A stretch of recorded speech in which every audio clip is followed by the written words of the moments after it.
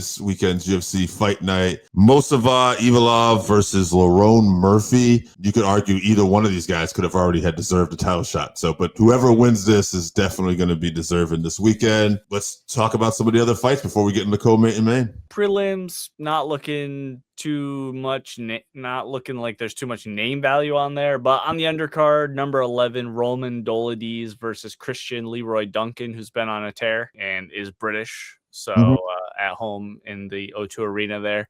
And then number 13 MVP is fighting upcoming prospect Sam Patterson. So the UFC not doing any favor to these ranked guys, trying to get some new blood in the rankings there, but MVP, I don't know why he's fighting down. He's been winning and competing well against like Ian Gary, and he's fighting an unranked guy. So UFC doesn't like him for some reason, or they're upset with him about something. Maybe the fact that he like refuses to finish guys, even though he dominates them. But maybe they just don't like that name MVP these days.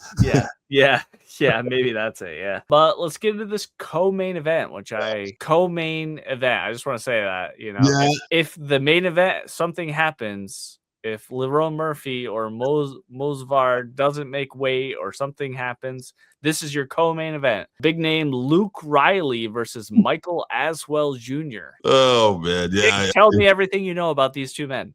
Yeah, it's funny you say that because I didn't even think about that. This could be the main event. So the story of this is pretty simple. Luke Riley is a UK prospect. I mean, that's the thing. He comes from Cage Warriors, which is a valid regional promotion. Absolutely. He's 12-0, 9 knockouts, 3 decisions, and he's already 1-0 in UFC. UK prospect. Now, to Chevy's point, that doesn't really mean you probably should be in the co-main event. That means, hey, maybe you can be on the main card because you're such a good prospect. But even Conor McGregor early on, I remember when they had a fight card in Ireland and he was having his first fight in the UFC, he wasn't, I don't think he was even on the main card at that point. But different UFC, those. It was. Tune into the Patreon. Marcus Brimage was that fighter's name, by the way. But so Luke Riley, like I said, UK Pride, this fight's all about him, really. Michael Aswell, though, is known as the Texas Kid, so he's not a UK prospect. He's 11-3, 6 KOs, 5 decisions, and he's 1-0 in the UFC. He is coming off a win. He lost his first UFC fight. He won his second one by TKO. But I think this is all about Luke Riley. Hopefully he doesn't get the main event position. No offense to him.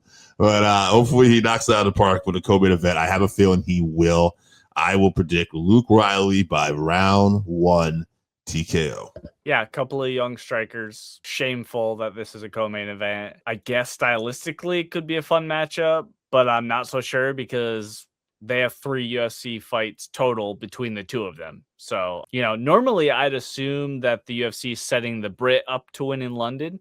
Right. But I don't think the UFC actually thinks that deeply about matchmaking anymore. So I'll pick Aswell by TKO in round 3. Wow. All right. And I don't care if that happens or it doesn't happen. If the fight doesn't happen, I don't care. Let's talk about the only fight that matters on this card. Yeah. Like, this is a boxing card. The main event is the only fight that matters. Mosvar Evolev versus Lerone Murphy. Mosvar is 19-0. He's got 3 KOs, 4 subs, 12 decisions. He's 9-0 in the UFC. So again, I keep harping on poor Diego, but why did this guy not get a title shot at all, right? Stylistic, he's a boring style. That's why. Fight night, one time. He's actually, now this is going to make me even more mad because I'm looking like I wrote down, he beat Diego Lopez one time too.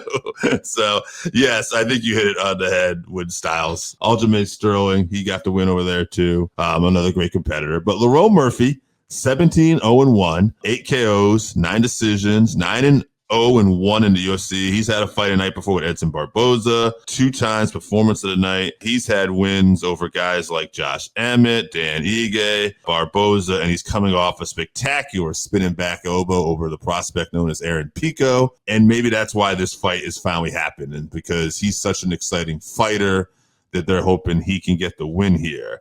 It's in his hometown. It's in his home country, I should say.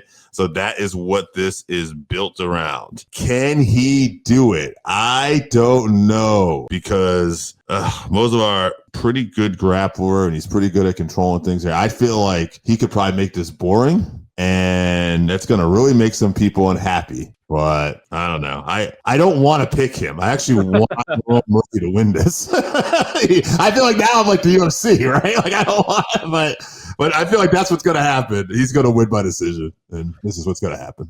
Yeah. So. Number one contender fight. I believe Volk has already said he's fighting the winner of this later this year. Classic striker versus grappler matchup. Murphy has looked very dominant in his fights. I think he beats 99% of the division, but Mosvar has beat tougher guys, like you mentioned. Dan Ige, Aljo, tougher guys. Plus, he's the grappler. And in today's MMA scoring system, he just needs to take him down and hold on to him.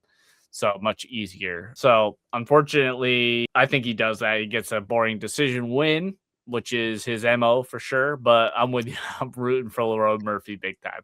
Yeah, because if Lerone can get the win, then that's a fun matchup with Volk. Yeah. And then, hopefully we can set up some other, exciting fights. Like Vallejos just won. So there's other younger people in this queue too. And so we could have some fun fights. And there's still even veterans like Yair Rodriguez out there. If he can get a win or two, that could be in here. Yeah, we'll see what happens. Boy, the UFC could use a guy like Lerone Murphy winning right now too. Yeah.